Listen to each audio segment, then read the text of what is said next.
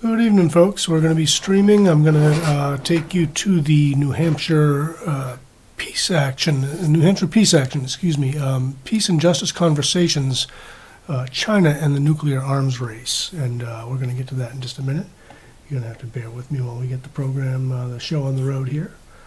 I'm going to cut the mic and I'll be right tuned in with you in a sec.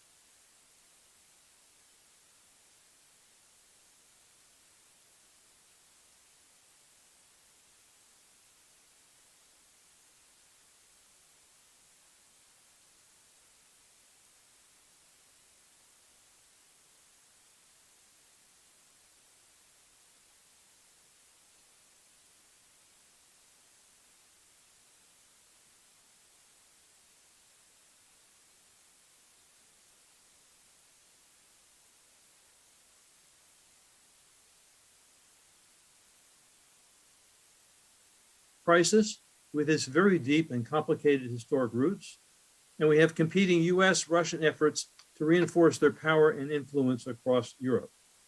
NATO, let's see if I can pull this up. Give me a second here, screen share.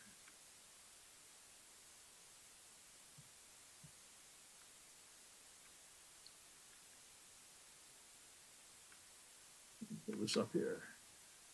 Can you see this? Yeah. So NATO, you recall, was created in the words of its first Secretary General to keep Germany down, the Russians out, and the U.S. in. The slideshow isn't running. It's just it's a preview.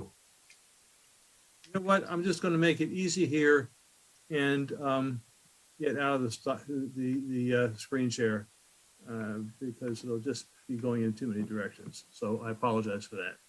I see somebody else's mountains behind him, Tony's.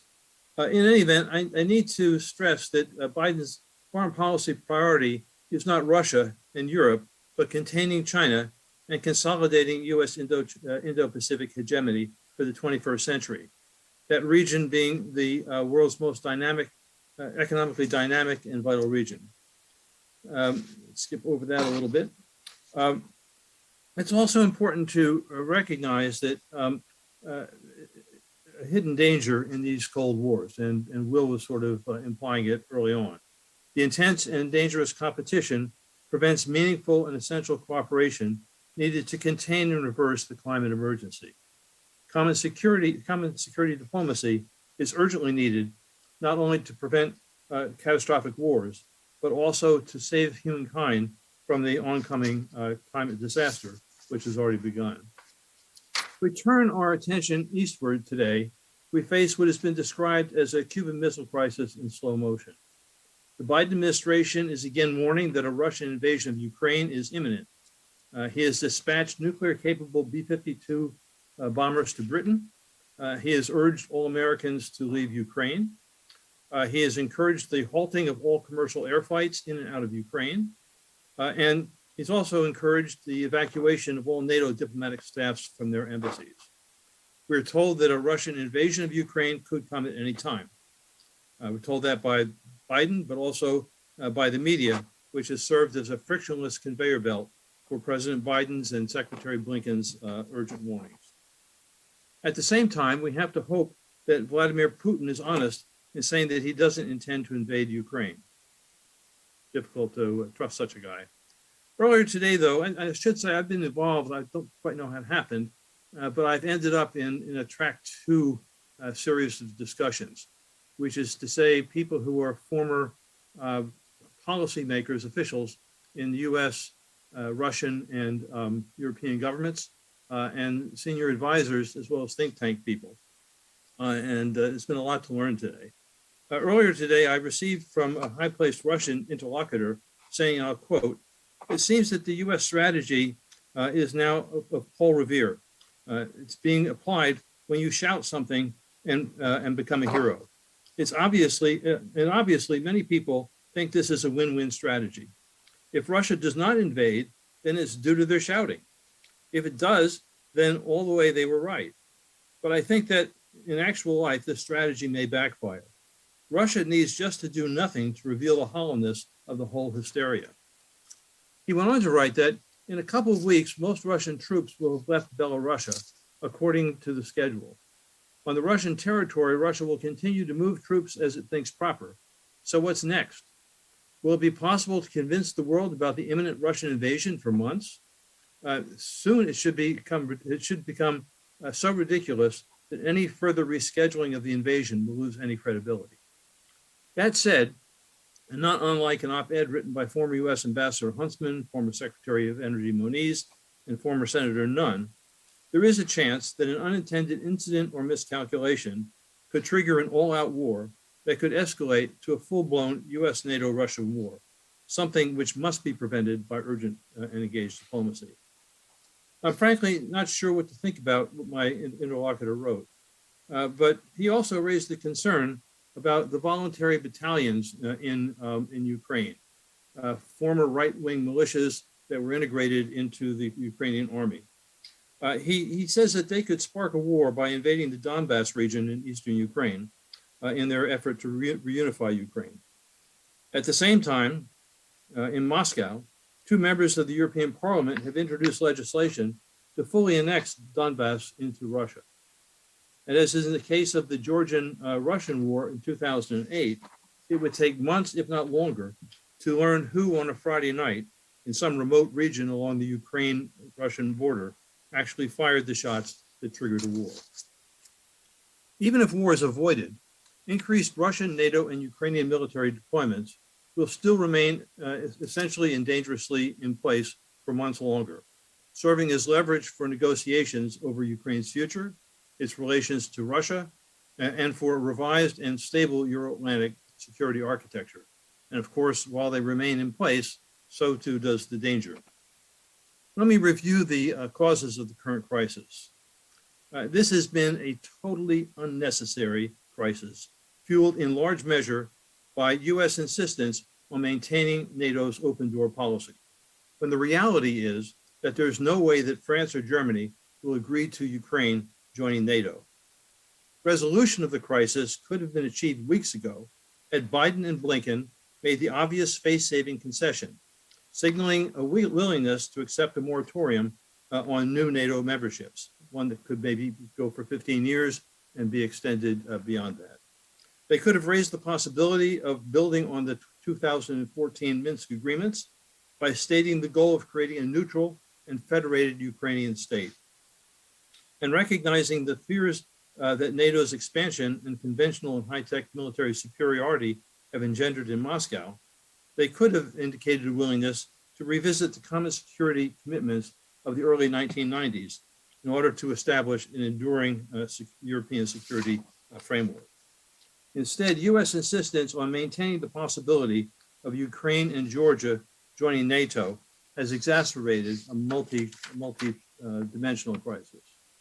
Of course, Putin and Russia own their own share of the blame for bringing the world to the brink of war, with their military mobilization, their threatening military exercises on three sides of Ukraine. Little known to most Americans, the crisis has been years in the making. In a recent interview, former Secretary of Defense Colin Powell's Chief of Staff, Lawrence Wilkerson, described the excitement, even the giddiness, at the highest levels of the Bush 1 administration about the prospect of cooperating with Russia in the immediate aftermath of the Cold War. They even considered the possibility of inviting Moscow to join NATO. In 1990, the Organization for Security and Cooperation in Europe, its Paris Charter, which was signed by 34 heads of state, including the United States, quote, ushered in an era of unprecedented commitment to domestic individual freedoms, democratic governance, human rights, and transnational cooperation. 7 years later, it was followed by the NATO-Russia Founding Act, which enshrined commitments to pursue equal security and not to seek one nation's security at the expense of another's. And in 1999, the OSC again committed, quote, not to strengthen their security the nations agreed not to strengthen their security at the expense of security of other states. It is violation of these commitments to create a post-Cold War European security order that lies at the heart of the dangerous crisis. Malcolm X would have said that the chickens have come home to roost. In a webinar last week, Nina Khrushcheva, who teaches at the New School and is the great-granddaughter of Nikita Khrushchev of the Soviet Union, she explained that NATO's expansion to Russia's borders, while Moscow was weak, and given the overwhelming military superiority of the West, Putin, in her words, has had enough of being relegated to sitting next to the toilet. And this led him to precipitate the crisis to restore something like the immediate post-Cold War order, to get away from that toilet. And of course, once something has been given up, then those who took it are rather reluctant to give it back. And thus we face the crisis we're in. As I said earlier, there are three interrelated crises, not one. Developing mutually beneficial diplomatic solutions requires disaggregating what is commonly presented as a single crisis. We are unfortunately confronted with at least three, actually four. First, we have the struggle between Galatian or Western Ukrainians and Russian-oriented Eastern Ukrainians over Ukraine's identity and future. You're dealing with linguistic differences, religious differences, cultural differences, historical differences, and different economic interests. Second is the crisis in Ukrainian and Russian relations, which has very deep historic roots. And we have the competing ambitions of two empires, both of which are in decline, the United States and Russia, in order to reinforce their power across Europe. And this has been compounded by the failures of the European nations to create an enduring Cold War security order. The fourth relates to the second front of the new Cold War. There are fears in Washington that if Washington doesn't stand by its European commitments, that Japan, India, and other countries will have second thoughts about relying on the United States in the development of their policies and maintaining their alliances with the United States. So going into Ukraine's identity crisis. For those wanting more detail, I'd suggest a really excellent book by Richard Sakwa titled Frontline Ukraine. In short, Kievan Rus and its 988 conversion to Eastern Orthodoxy lie at the foundation of the Russian nation. Russians really across all those 11 time zones think of Kiev and Kievan Rus as the foundation of their nation, sort of like in a way people here do when they think about the Mayflower. Ukraine became part of the Lithuanian and later Polish empires. And as a consequence, those in the Galatian West are predominantly Catholic, Western-oriented, and Ukrainian speakers, while those in the East are primarily Russian Orthodox, Russian-oriented, and Russian speakers. In pursuit of creating a warm water port for the Black Sea Fleet, Russia's Catherine the Great annexed Crimea in 1783. So Russia's ties and commitments to that particular portion of Ukraine go back almost as far back as our revolution here. And over the years of her rule, she basically pulled all of Ukraine into Russian control. In the 20th century, millions of Ukrainians died of starvation in the 1930s as a consequence of Stalin's brutal agricultural collectivization. With no love for the Soviets or Russia, anti-Soviet forces in Ukraine allied with Hitler's Nazis and joined in the devastating march to the east. The first major Holocaust massacre of Jews was inflicted at Babi-Yar near Kiev. At war's end, Ukraine was reunified with the Soviet Union, with Khrushchev transferring Crimea to Ukraine in 1954. And here we have a whole other set of complications. With the breakup of the Soviet Union in 1991, Ukraine became an independent state and surrendered the arsenal of nuclear weapons that the Soviets had left behind in exchange for a solemn Russian commitment, backed up by the United States and European countries, to honor Ukraine's territorial integrity. So when we look at the combination of Russia seizing seizing Crimea in 2014, and the intervention of its little green men in the Donbass area, we are dealing with a violation of that Bucharest commitment. Because of its historic ties with Russia and the Soviet Union, Eastern Ukraine's economy was deeply integrated with Russia's, while many in the West sought prosperity and ties to the West. In 2013, application was made for Ukraine to join the European Union. But again, a problem here from the West, when the EU demanded an all or nothing relationship, that ties to Russia would have to be severed. Ukraine's prime minister at the time, Yanukovych, withdrew the application, which in turn precipitated the Maidan crisis, the mass and initially nonviolent demonstrations in the heart of Kiev. Contrary to respecting the norm of respecting national self-determination in other countries, Senator McCain, U.S. Assistant Secretary of State Victoria Nuland, now the woman in charge of U.S.-Russian relations in the National Security Council, and CIA Director Brennan all felt called to join the Maidan revolt. A compromise, moving up the date for elections, was reached, but then it was breached by armed right-wing protesters, not only armed, but armed and shooting, which led Prime Minister Yanukovych to flee the country. Proclamations of an independent Donetsk and Luhansk People's Republics in eastern Ukraine followed, reinforced by intervention of Moscow's Little Green and unofficial military forces. Russia, looking to Crimea, reclaimed Crimea and its Black Sea Fleet, and as you all know, a relatively low intensity war has followed.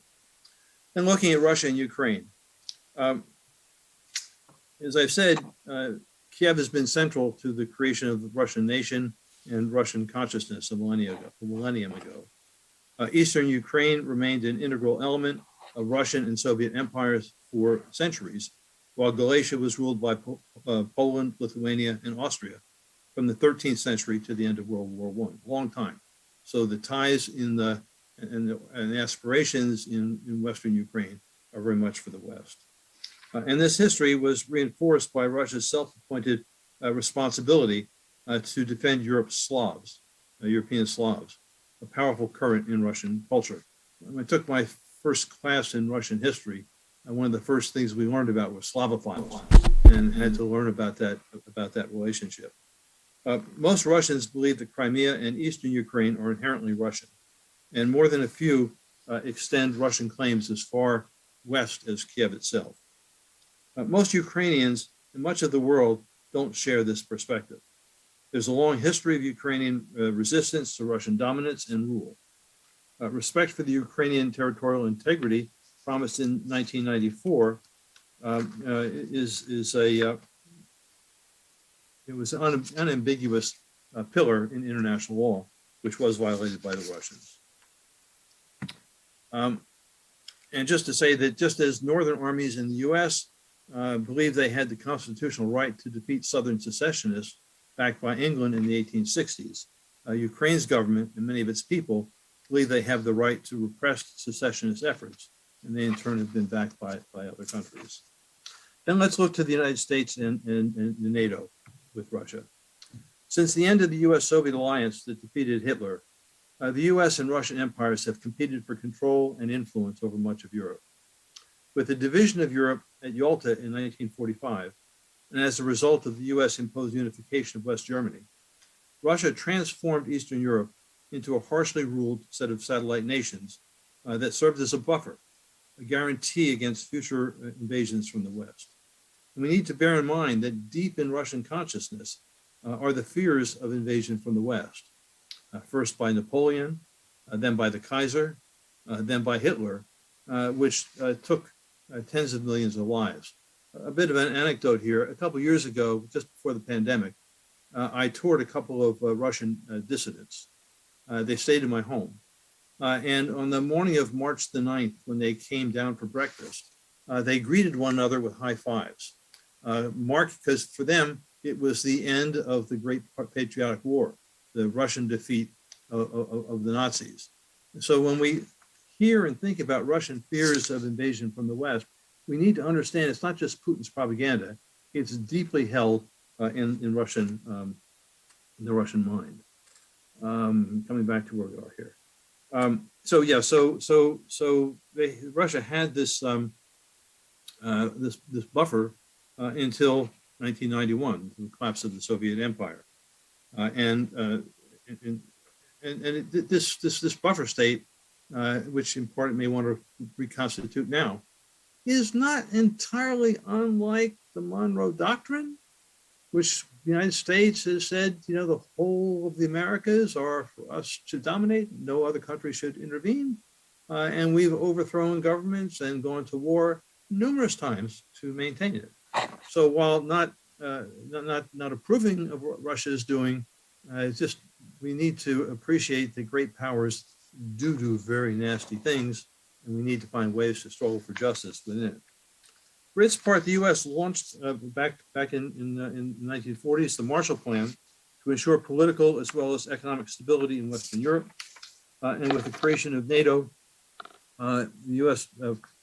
based troops across much of Europe and on.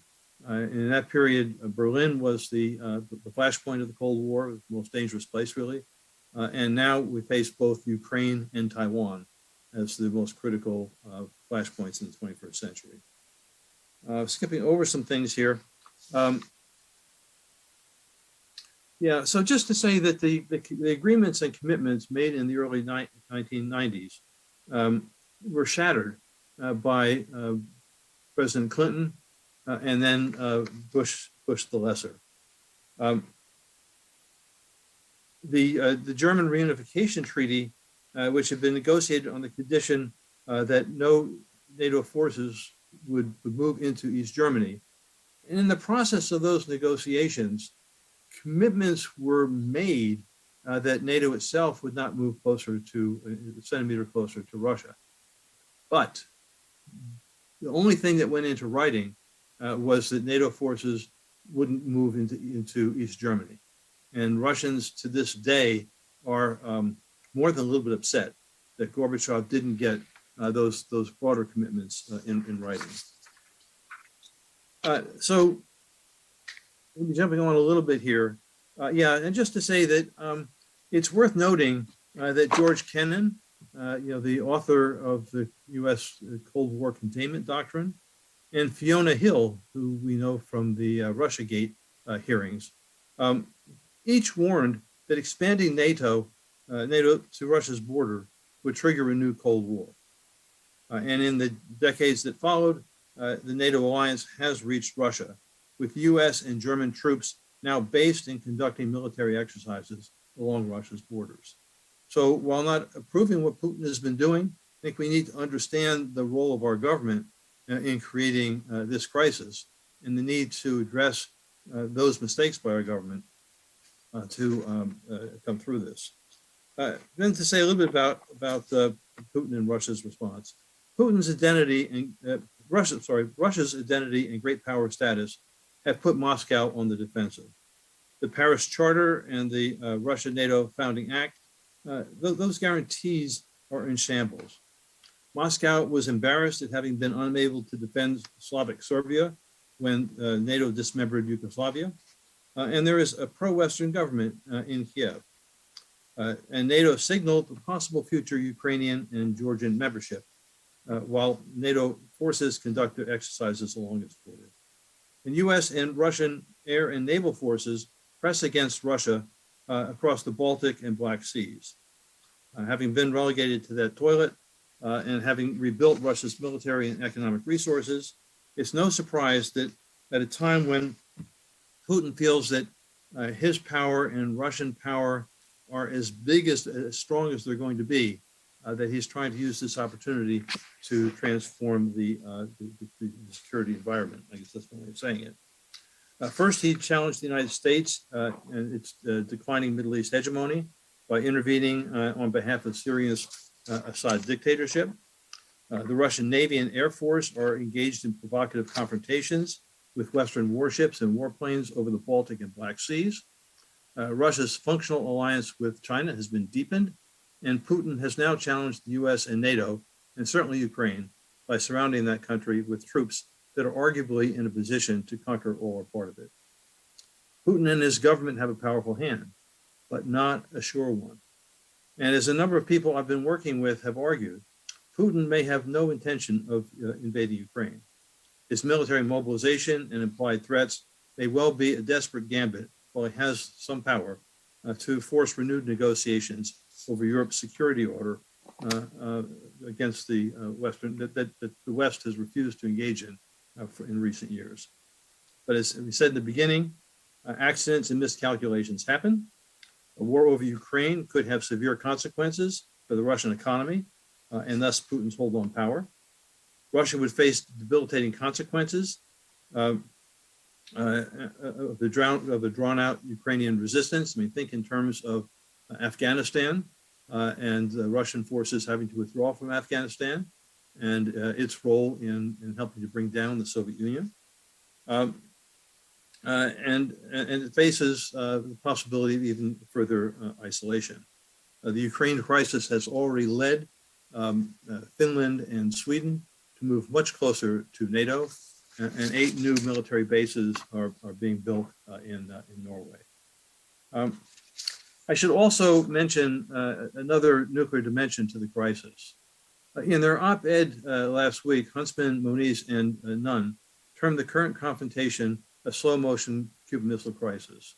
There is the danger that if one side or a wild card actor pulls too hard on the Gordian knot of war, military doctrines and political pressures could lead to uncontrolled escalation, even if senior leaders don't want to do that.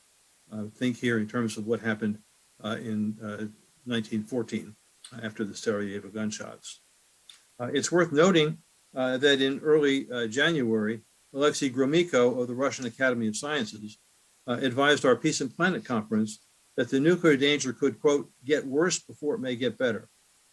Focusing on Washington's missile defense deployments in the aftermath of the withdrawal from the INF, he said that, quote, in the eyes of Moscow, there is a high probability of a new Euromissile crisis exploding in 2 to 3 years if Russia's proposals for a moratorium are not responded to in a rational way. Nuclear posturing on all sides, including NATO nuclear sharing, he said, may change for the worse more quickly than if recent Russian proposals on security guarantees handed over to the US and NATO are not taken seriously. Well, friends, that crisis came rather more quickly than 2 to 3 years. There's one other nuclear danger in this crisis. A number of countries and commentators are noting that if Ukraine had not surrendered the nuclear arsenal that the Soviets left behind, the Russians may not have been so quick to threaten Ukraine. And this could lead to reconsideration of nuclear or non-nuclear policies in Japan, in South Korea, in Iran, or other countries. So there's a whole other dimension to this. I want to close this part of my talk by stressing that diplomatic resolution of the current crisis is possible. The roadmap for peaceful resolution and creation of an enduring and just security order includes negotiating the creation of a neutral and federated Ukraine, drawing on the models of Austria, Finland, and Switzerland.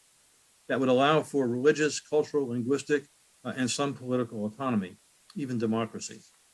In track 2 discussions that I've been involved in, we're told that behind the scenes, there have been discussions about negotiating an updated intermediate nuclear forces agreement, banning intermediate range missiles and all strike weapons from the Atlantic to the Urals, as well as negotiation of a new conventional forces treaty in Europe. It's clear that if such negotiations take place or move forward in terms of extending New START, that it could also include major reductions in nuclear arsenals. So, we can have some hope. I'm not sure how great that there's opportunity in a crisis and that cooler heads will prevail. But at the moment, hands seem to be pulling on both ends of that Gordian knot. So I'm going to switch now. Give me a second here. I want to see if I can properly get to my my slideshow here as I deal with as I go to Asia Pacific. All right, so put this down, put this here. Now, as some of you know, I'm an absolute Luddite, but we're going to see what I can do here. Screen share, let me screen share.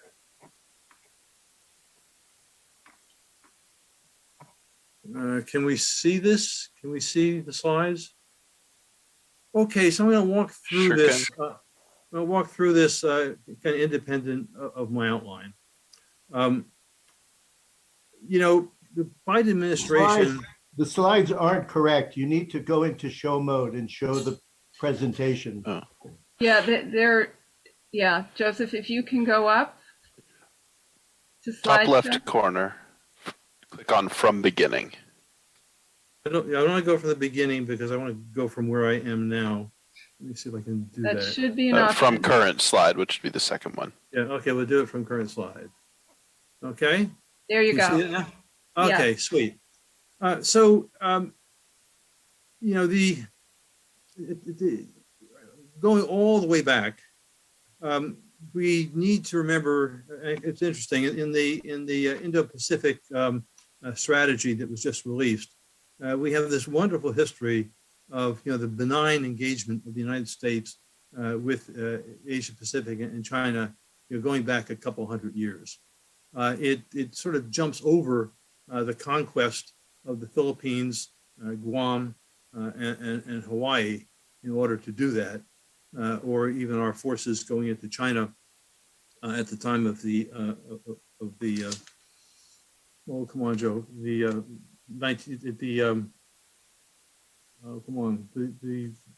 Boxer Rebellion. We got it. Age strikes. And a little discussed in the United States, and we can come back to this in Q&A.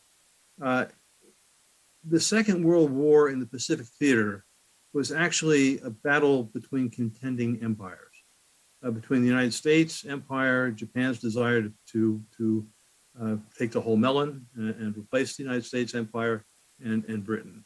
And in the end, as we know, Japan lost, the British Empire collapsed, and the Pacific Ocean became an American lake. And the U.S. has exercised, full hegemony with the exception of China's revolution and Vietnam's resistance ever since. And we have the reality, if you go back to the Obama, actually Bush, Bush 1, I'm sorry, Bush 2.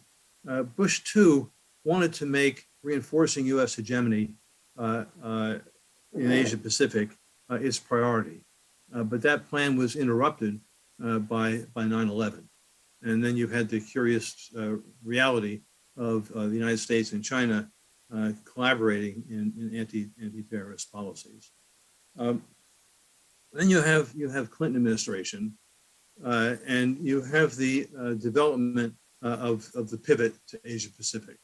There was the recognition in the article that Hillary Clinton wrote that the Asia Pacific region was economically the most dynamic, could be the engine of the 21st century's economy. That the largest numbers, I guess the majority of humanity is in the Asia Pacific region, now added to the Indo-Pacific region. And therefore, the United States had to reinforce its efforts to control Asia Pacific. So we had the pivot with a commitment to deploy 60% of U.S. military forces to the Asia Pacific. There was a recognition that the U.S. could contain terrorist threats, and the Middle East was left increasingly to NATO. 2010, NATO adopted its out-of-area strategy, largely for controlling resources in North Africa and in the Middle East. We had Trump with his total American first unilateralism, thinking that somehow we could do this on our own. And in many ways that backfired.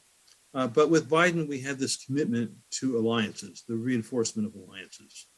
And then to appreciate the number of things that people don't know, the U.S. formal military occupation of Japan ended in 1952, in signing of a treaty in San Francisco.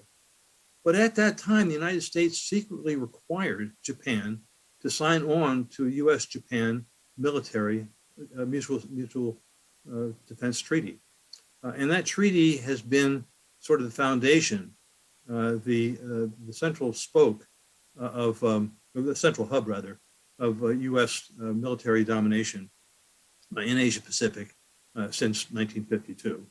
And again, we have a belief that, we imposed a peace constitution on Japan. The wide belief is, well, Japan doesn't have a military. Nonsense. Japan has long been one of the world's 10 biggest military spenders. It has a navy, which is probably more powerful than China's. And this has been developed with the encouragement of the United States. When I first went to Japan, now almost 40 years ago, I can remember one of the leading figures in the peace movement telling me that, there's a strong pacifist commitment in the Japanese public, and it wasn't going to be easily overturned. But that like slicing salami, one step at a time, they could get the Japanese to accept it. And so now we have that with the under encouragement from Blinken, senior Japanese leaders are saying that they would join the United States in a war over Taiwan. So I'm recognizing the time, so I'm going to move quite quickly here. We have the new AUKUS alliance, United States, Britain, and Australia. This is a nuclear alliance. The idea is to provide Australia with nuclear-powered submarines and the technology to run them. And thus you face the danger of proliferation. And you have leading figures in India, in Japan, and elsewhere, in South Korea, saying, well, if Australia can have it, why not us? So we have this driving. And this is an alliance designed to to contain China. I want to go back and just say that the Quad. There was just this meeting of the Quad foreign ministers went on last Friday. And this is basically an effort to build something like a new NATO alliance in the Asia Pacific. Then kind of moving quickly through the crises areas. As I said before, Taiwan is really the most dangerous flashpoint in the world. And the Biden administration has been playing with fire on this. Beginning in 1979, the U.S. committed to a one China policy, recognizing that Taiwan is inherently Chinese. The Chinese view Taiwan as a renegade province. The reality is that Taiwan was first severed from China in 1895 by the Japanese.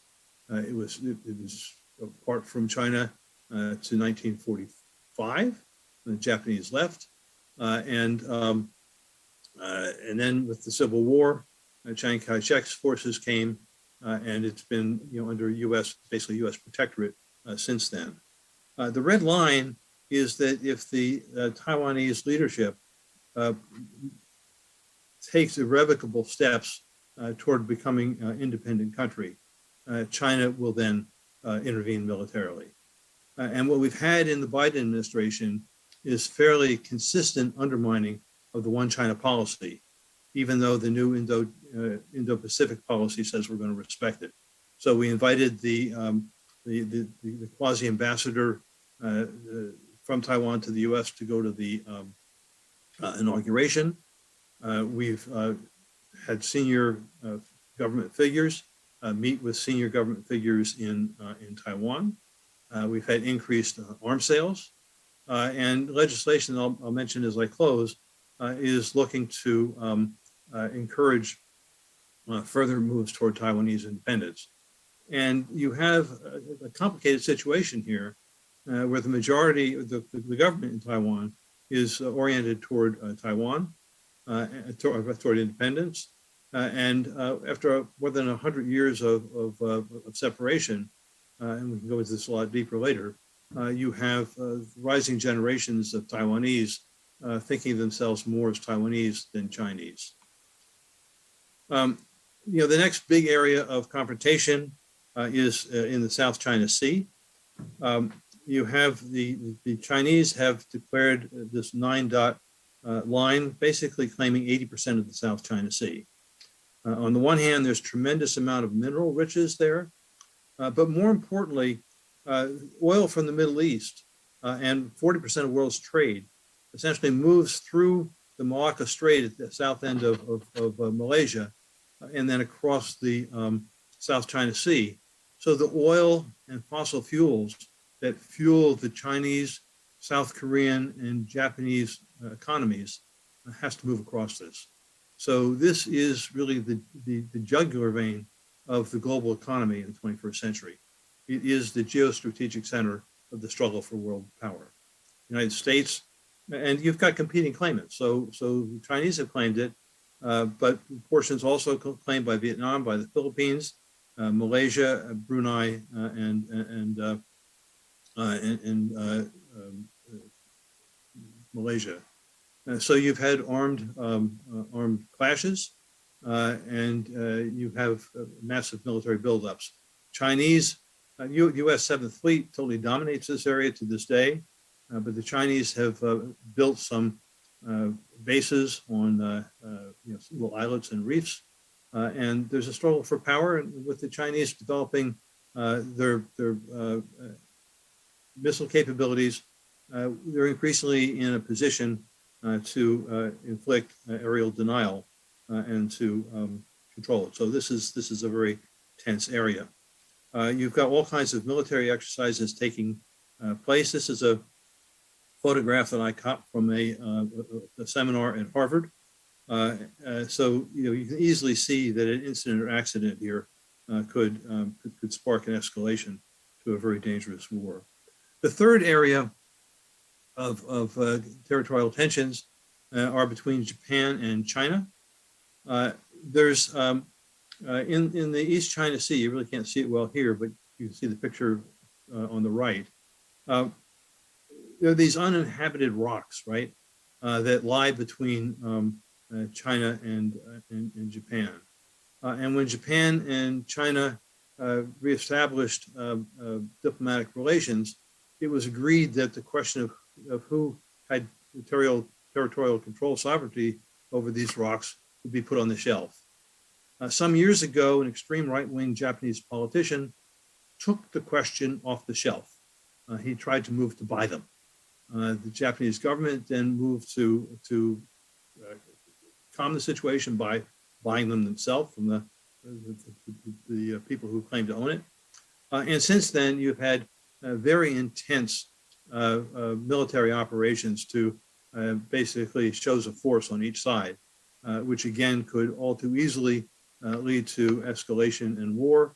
And under Biden, the U.S. is committed to back China, or rather, it's committed to back Japan under the Mutual Security Treaty, Article 5, saying that if it comes to blows, the United States will be on Japan's side in a war against China.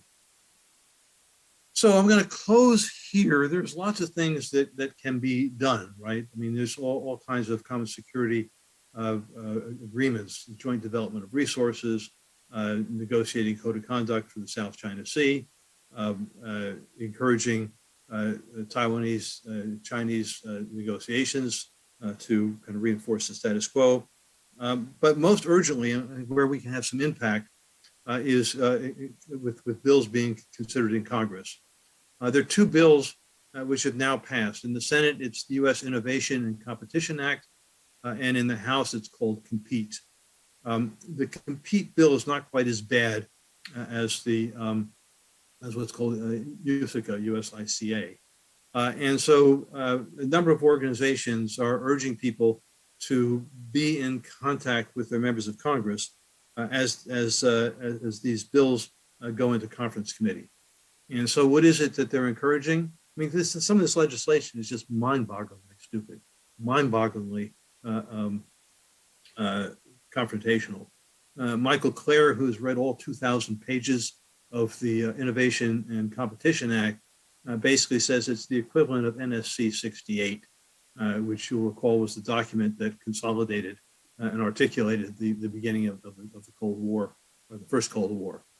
So urging people to press Congress for commitments that reject the competitive zero-sum rivalry framework. For example, it says that countries have to commit to reject aid from China if they want to get aid from the United States. So it puts countries in the global south in terms of having to choose which side they're going to be on. There's all kinds of policies here in terms of surveillance and trying to preserve U.S. total control over technology in ways that will fuel anti-Asian, anti-Chinese racism. And I'll just say parenthetically that our Committee for Sane U.S China Policy has planned a really quite remarkable webinar on countering anti-Asian racism, which I believe is on February 28th. Yeah, there are all kinds of policies in there that are encouraging greater independence of Taiwan, which will up the level of tensions. Not only does it increase the tensions with China, but this kind of thing encourages independence-oriented people in Taiwan to move more sharply toward pressing for full independence. And that in turn moves us closer to China's red line and disaster. We need policies in it that will promote U.S.-Chinese cooperation, especially around climate change and health issues. And there are numerous elements in there, increase U.S. military spending for the further military containment of China. So I've gone 4 minutes over what we had projected. I had to hit some things densely. I threw a hell of a lot at you, for which I sort of apologize. And let's see where you want to take it. All right, folks, moving forward. If you would like to ask your questions yourself, you can feel free to put an asterisk in the chat and I will call on you, or you can use the hand raise function on Zoom. I'd encourage you not to try to raise your hand on the camera because I can't see all of your faces at once. Your other option for asking questions is to just type them in the chat and I'll read them off for Joseph to respond to. And while folks are articulating, I wanted to use my moderator's privilege to ask my first question, Joseph, which is where most of us on this call today are New Hampshire residents. We live in New Hampshire. And Jean Shaheen has a pretty long history as a senator, but she is a senior Democrat on both Senate Foreign Relations and Senate Appropriations, and kind of uniquely positioned to guide U.S. foreign policy. And not that she has listened to folks like Peace Action often. She has shown herself as someone who's willing to listen at times. In reference to Russia and Ukraine, she's really been a leader in the push towards a hardline, more violent response, sending more troops, more equipment. She's been kind of a leading propagandist for the war route with Russia. How do you recommend we talk to someone like that who we really think ought to be thinking about this very differently? I wish I had an easy answer for you. We have, an unfortunate history in this country of many Democratic liberals being cold warriors. It's a long history. Maggie Hassan is not, Shaheen is she's not a lot younger than me. So to say that she's set in her ways is definitely a probability. All I can suggest is trying to reach as many opinion makers in the state as you can, who are open to thinking rationally, and then maybe seeing if you can leverage that into conversations with her. But I read some of the earlier notices about Shaheen and Ukraine, and there's ways in which I bleed for my comrades in New Hampshire. I wish I could say more or be more hopeful. Well, thanks. It's something for us to start with. David, would you like to ask your question? Yes, Joseph, thank you for this evening. Can you speak about the importance, if it has any, of the court decision, I'm not sure, maritime law court decision that found in favor of the Philippines, Right. Relative to what my dear Filipino wife calls the West Philippine Sea? Yes, absolutely. And I'm curious if it's germane to this, how your Filipino colleagues like Walden Bello, how they feel about this. When I have a little bit more time and I'm not rushed for time, I talk about the South China West Philippine Sea, not only Walden but my other Philippine partners and friends do as well.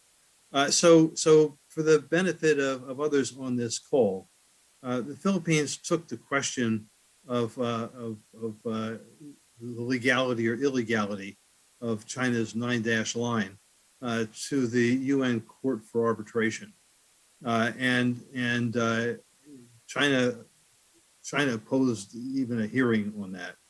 And in the end, the court ruled 100% in Philippines' favor. So what you had was a declaration essentially by the United Nations saying that what China has done is illegal. And on that basis, the Philippines, Vietnam, and others have been pushing for China to step back. There's another piece I wanted to say. Yeah, some years ago, I organized a conference in American University, and we did it in collaboration with the Chinese. I would call it a GNGO, a government-backed NGO.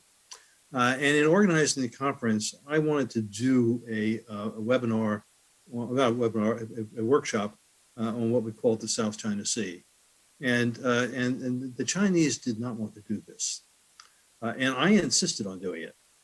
And so their response to that was to send one of their most influential and powerful authorities in international maritime law to the conference. When we had the workshop, we had him as a speaker. We had, I think, Herbert Docena from the Philippines. You may know him. We had No Vin Long from Vietnam, or actually from Maine. And the audience in that workshop was at least 50% Vietnamese exchange students. And in the course of it, the Vietnamese students gave the Chinese speaker a real run for his money. They gave him no quarter. And finally, he had enough. And he said, it doesn't matter what you say. In time, all of your countries are going to be so economically dependent on China that it won't matter, and we'll get what we want. So this is one of the difficulties I've found in some of the work on trying to prevent war and develop common security and sane U.S. policies toward China and the Asia Pacific, is that some of our friends and allies on the left, and I've long thought I was on the left, can't abide any criticism of China. The idea is that the enemy of my enemy must be my friend, or it's some other kind of psychological dimension. So I think this underlines the look, we're dealing with great powers. China had powerful influence in that sea for a very long time, until the Opium War. China was in many ways the leading country in the world, the most advanced country in the world. And so many of China's leaders today are aiming to reestablish that. And as Lenin said, you have to break eggs to make an omelet. So we're in this very tense and dangerous point of competition between great powers. I mean, as I said at the beginning of the talk, we're in this period of tensions between rising and declining powers, and it is most often led to catastrophic war. So as much as I look for full disarmament, complete elimination of nuclear weapons, I also recognize that we have to pursue policies that will bring these powers back from the brink, that can be a win-win situation for everybody involved, not only the great powers, but also people in the smaller and less powerful countries. Thanks, Joseph. A lot to think about in that response. Michael, would you like to ask your question? Yeah, my question deals with the joint statement that Vladimir Putin and Xi Jinping issued right after the beginning of the Olympics, and how they're pledging to work together against countries such as the U.S. who don't seem to honor their treaties and things like that, and going on to the role of the Shanghai Cooperation Organization and the Belt and Road Initiative, and all the financing that will entail all the countries that will be needed. They'll need to borrow money from China. How will that undermine the U.S. imperial or the U.S. The dollar-dominated economic system or monetary system in the whole SWIFT network if they've committed to pulling out of SWIFT and having their own interbank network? Yeah, so a couple of points here. First of all, just to say that the U.S. violation of treaties. If there are any Native Americans on this call, will understand that breaking treaties is as American as apple pie, and much of the world doesn't like that. At the same time, we do need to recognize that Russia and China, sometimes contrary to their statements, are not as pure as ivory soap. And so we're talking about the South China Sea, or we're talking about the seizure of Crimea, which maybe could have been done otherwise. They've also violated international law and the UN Charter. So my anarchist spirit says we have to be critical of all governments, but our primary focus has to be on ours. The great power competition takes place on many levels. And certainly, it's interesting with the Belt and Road Initiative. Walden Bellow, who was mentioned earlier, a really extraordinary scholar and activist, one of the leaders against the Marcos dictatorship and the U.S. military bases. He has described the Chinese Belt and Road Initiative is driven more by the Chinese need for markets to deal with its surplus production and thus to preserve social peace in China than anything else. And interestingly, this has parallels to what the United States did in the beginning of the 1870s when we overproduced agricultural products. People with 40 acres and a mule were facing crisis. And then again in the Great Depression of the 1890s when we went pursuing the China market, the holy grail of capitalism. So clearly this is having some impact. China is buying influence in the same way that, say, the United States bought influence with the Marshall Plan, with the World Bank, and so on. So this is an economic competition that's going to go forward. The other piece to look at, and you were referring to it in terms of currency, is clearly both sides are doing what they can to reduce their reliance on the dollar. And to the degree that they're successful, this weakens U.S. economic and global power. Interestingly, Russia and China are in some ways complementary in their economic structures, right?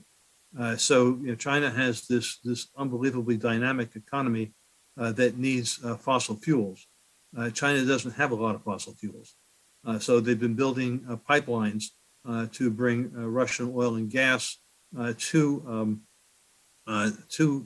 China, and increasingly this is being paid for in Chinese yuan and in euros. So this is a dynamic that's taking place. One of the things I think we need to think about is back in very ancient history, I had to take a course on the rise and fall of civilizations. Actually, the professor who taught it was cited by Bill Clinton when he gave his acceptance speech in 1992. So how quickly empires will decline is unpredictable. I mean, the Soviet Empire collapsed much more quickly than any of us anticipated. But it's clear that with China's rise, with the growing demands for justice and development in the global South, with figures like Macron and Germans after Trump saying that Europe has to depend less on the United States and look more after its own security and economy. The reality is that U.S. power in the world is going to decline. One of the things we know is that the petrodollars from the Arab world and others that flow into the United States, into our banks, they provide an artificial foundation for our economy, which in turn provides jobs, provides mortgages. So we're in a really, I would say, terrible situation with the unrestrained growth of inequality here. And when empires fall, it's usually the poor and those without resources who pay the biggest price. So I think one of the things that our movement needs to be thinking about is how we build the infrastructure and the policies in this country to help us have a softer landing, even if the empire doesn't totally collapse. And this in turn, I think points to the need to integrate the issues that we work on with and to do our best to integrate movement activities. So, I mean, we're carrying a lot. I mean, the reality is that we live in the heart of an empire. We're people of conscience, and that makes huge demands on us. But we look to people who were in the resistance in Europe. We look to people who've been in the resistance in Latin America. We take strength from African American brothers and sisters who went through much harder times than probably most of us on this call. And their lives and what they did should inspire us to do what we need to do. Thank you so much, Joseph. So I'm not seeing more questions in the chat or hands raised, but I have lots of questions that I want to ask you. So I'm just going to go ahead until somebody else volunteers themselves forward and ask my questions. So my the folks on this call are a lot of our core activists, people who are knowledgeable, doing a deeper dive into complex messaging, talking about the influence of the petrodollar cycle on this policy. But we also, we're all activists trying to message this to a broader audience and talk about it. And in particular, in reference to China and Ukraine, Russia and Ukraine. I'm wondering. I think we've been kind of coalescing around this message of you're hearing that Russia is about to invade Ukraine, and what you need to know about that is that is a lie. That Russia is not about to invade Ukraine. Is that dangerous messaging? Is that accurate messaging? Is that the messaging we should have right now? Yeah, I wouldn't go that far. I think what we can say is that everything we're hearing from thoughtful Russians who are well connected, from many people in Ukraine and across Europe, is that an invasion is not imminent. That said, we can't be sure, and we shouldn't put ourselves in a position where we've made claims that in the end. I mean, if you have that spark that comes from the Russians or from right-wing Ukrainians in Donbass, that's the kind of thing that can spark. And you look at what happened with the Russian-Georgian war in 2008. I think it was a couple of years before they could definitively determine who it was who initiated it. It actually turned out to be the Georgians. So I think we have to be more nuanced in what we say. I think what we can say is that sending, there's the $500 million weapons sale that's up in Congress. I think we can say that sending more weapons into that situation, especially in a country where extreme right-wing figures have disproportionate power in the government, is not wise. I mean, it's interesting. In the webinar we did with Richard Sakwa, I asked him about right-wing forces in Ukraine. And you can see, you can even read it in the New York Times, where there was an article to the effect that there are many right-wing militias and forces, and they're saying, yeah, we're willing to fight, but we might be fighting against Zelensky.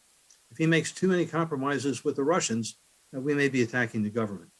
Now, those weapons are flowing in. Do we want to be arming those people? That's a good question. So clearly the weapons sales are an important leverage. And I think the other piece that we have to hit, as difficult as it is in a country where NATO is still thought of as apple pie, right? The expansion of NATO to Russia's borders, given Russian history and Russian sensitivities, was madness. And some of us were saying so at the time. In fact, George Kennan and Fiona Hill were saying so at the time. So we need to educate that, and we need to talk about the need. Yes, Russia should not have precipitated this crisis with threat of war, but here we are in this situation. We need to have those hard negotiations for a common security order in which, as we committed earlier, no country is going to seek to get security at the expense of the other. That's the basis on which the Cold War itself ended, right? The Palmer Commission and then the INF Treaty. And I can tell you that it's been a rare privilege, unexpected privilege for me to be sort of a fly on the wall in this track two conversation. And what you can see is that people who have connections, they're not members of, but they certainly talk with people in the National Security Council, the Russian equivalent, European equivalents of this. They're talking in very real terms about what negotiations for more of a common security order might look like. What are the possibilities for nuclear arms control to relieve fears? And as I think I may have said before, I spent the morning organizing a webinar for now March 2nd between a leading figure in the Russian Academy of Sciences, Daryl Kimball of the Arms Control Association, and Tara Kronberg of CIPRI in Sweden and Finland. So these kinds of discussions, I'm not saying these people are involved in that, but these kinds of discussions are taking place, and of course, we're not being told about it. And hopefully, I guess my hope is that under combined pressures, that war is not the answer on all sides. We can come to a situation where they proceed with negotiations. So again, as I began with that quotation from a fairly high figure in Soviet political culture, they're saying that an invasion is not about to happen. They're using the Paul Revere analogy. We can't be sure, but we have to indicate that it may not be happening, and we shouldn't be precipitating such a war. All right. That wasn't the 3-point talking point. I'm sorry, but I think unfortunately I'll have trouble turning it into a bumper sticker. But it does help us frame and think about how we're going to talk about it. We can break it down into talking points. The next question is from Chris Hansen, one of my board members. Chris asks, the role of fossil fuel access and influence of who can produce and sell them is part of both of these crises. Yet their threat to inflaming the climate crisis is never mentioned, and the commitments to save the planet, those commitments are being ignored. It continues while climate change continues to gain on us. How can this existential threat be given its proper attention in these discussions? I think the only way just to say, to give the devil its due, we do get lip service to this from the U.S. and from the Chinese, not so much from the Russians. And so, if you look at their documents, they'll say nice words about it, but then what follows is something else. I think what we need to be pressing to Shaheen and to Hassan and others is, we've got kids and grandkids. We want them to have a world in which they can live. So it's important for our government to focus on what's really important, existentially important. That's climate change. That's not who controls the Senkaku Dayu Islands. Common security approaches to the South China West Philippine Sea can be negotiated. Focus on that, goddammit, not military buildup. Let's build common security. Let's build trust. There's no trust at the moment. We've got to build trust if we're going to deal with the climate. We have to fight against having a tragic view of our future and insist. That could That can include sit-ins in congressional offices. There are all kinds of ways to do it. All right, so we've got another question from Michael, and then I've got one closing question before we close out. So Michael, go ahead. Yeah, so last year's conflict in Nagorno-Karabakh between Armenia and Azerbaijan was mostly a robot war or a lot of drones. Is it likely if a conflict does break out that in Ukraine and the Donbass region that it will be a robot or a computerized war more than a human war? I think it's going to be both, because the question is going to be who controls territory. And while robots and artillery can destroy, they can't occupy. So we're likely to see, were it to happen, a combination of both. And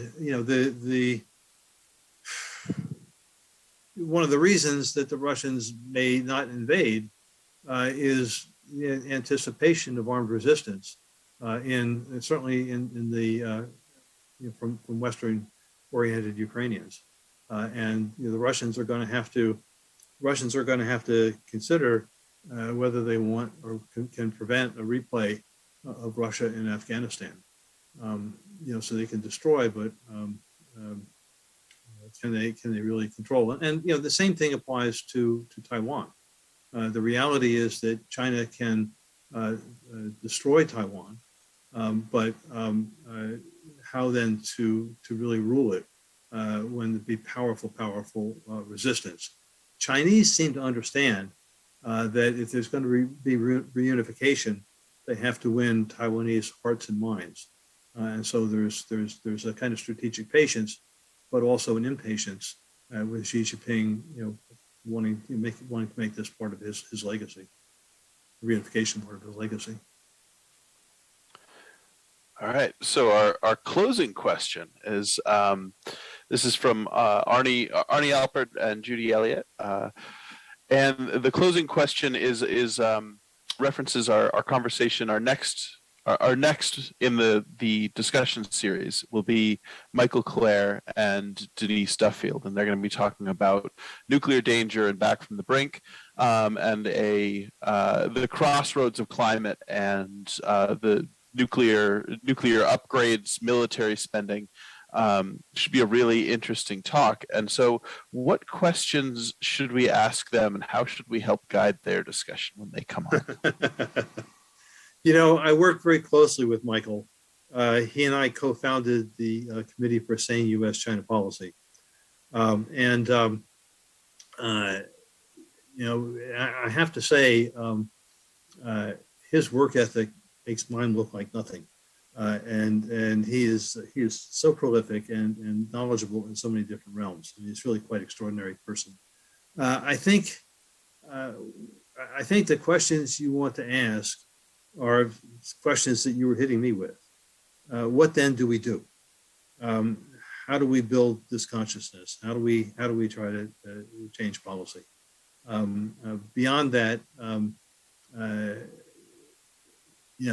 Michael's last book, was Raising All Hell. The climate crisis, how the military is dealing with it. So he's got that nailed. With the other piece, which is again, part of the tragedy of this whole situation, both in relationship to Russia and China, is as we move into this new Cold War, we're, as I said in the beginning, we're in a new arms races, both nuclear and with other technologies. Just one thing you might ask me to talk about is the relationship between cyber hacking and accessing command and control of nuclear powers command and control systems.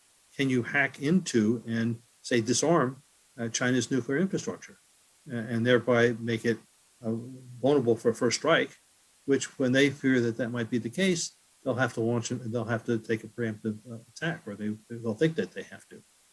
So going into some of those dimensions on nuclear, this is something that's being talked about between people here in the United States and China.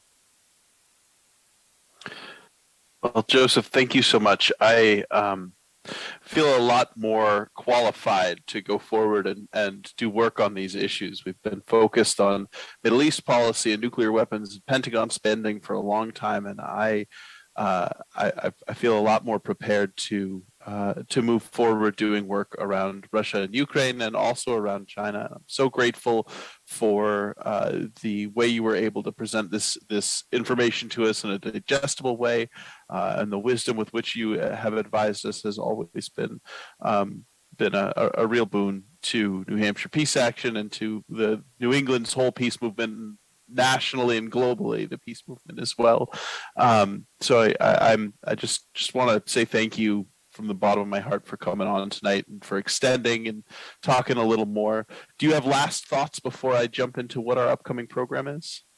Only to say that I'm sorry that I threw so much at you in a dense kind of way.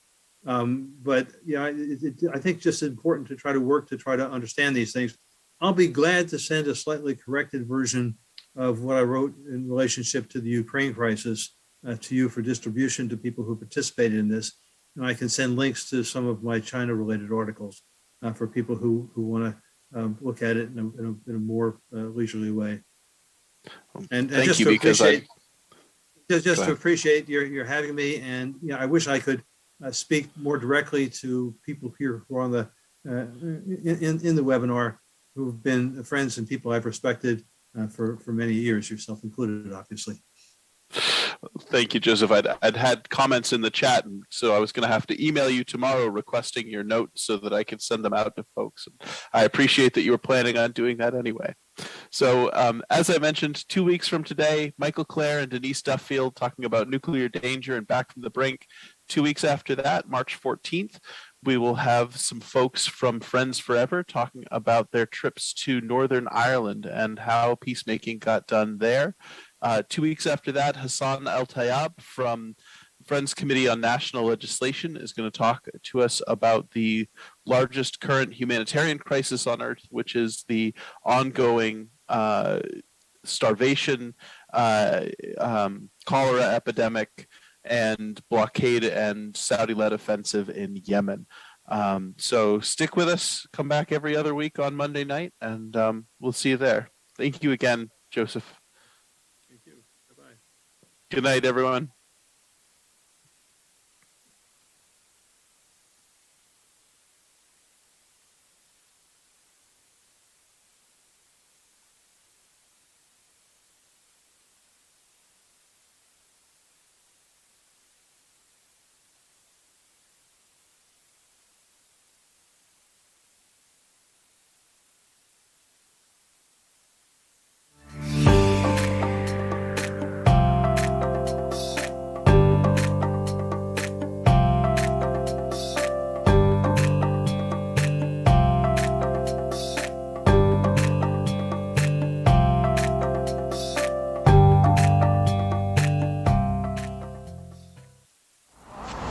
So we are here every Friday, and it depends on the week, but if you join our Facebook page, Fridays for Future Jaffrey, New Hampshire, you can see our posts. We post photos, we post when we're going to meet here every week.